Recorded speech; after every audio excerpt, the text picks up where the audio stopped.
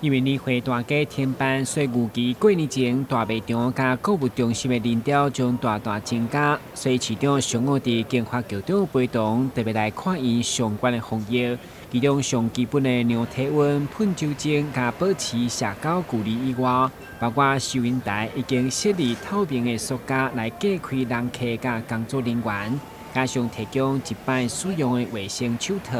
同时，食品区砍挂、加强消毒，以及全面停止试食等相关的作为来营业。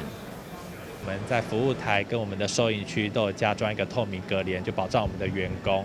那另外我们在卖场里面的手推车、手扶梯，我们都会每4小时都会消毒1次。那另外呢，在生鲜的部分，因为考量说大家对于裸卖的东西在拿取的时候会有这个碰触的疑虑，所以我们也提供像是这个一次性的手套，供民众在拿取的时候可以使用。那卖场基本上很多东西都是加盖，然后或者是没有就是加盖加包装的这一个服务，那让民众在这个过年快到的时间，那在选购的时候更放心。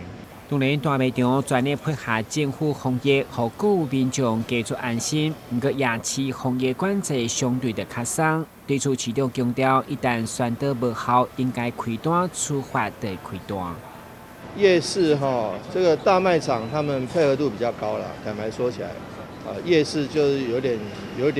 这个我行我素，尤其里面的人流他也都没有办法做好管制。我们会强力来宣导。那如果真的是这个宣导不听、规劝不听、出入口动线不做好的话，该开罚我们也必须要开罚。大家也看到了，甜点节当初也是再三规劝他们，那他们还是说老神在在说没有问题，他们做好防疫措施了。结果现场第一天就人潮都挤爆了以后，才在那边说他们愿意配合。你看第2天就没有办，所以但是没有办归没有办，该开罚还是要开罚，该怎么做就怎么做。警察局嘛表示，这段期间伊拢会同卫生局进行联合稽查，只要无符合标准的部分，一定要求限期改善，同时公布伫网站，作为市民购物的参考。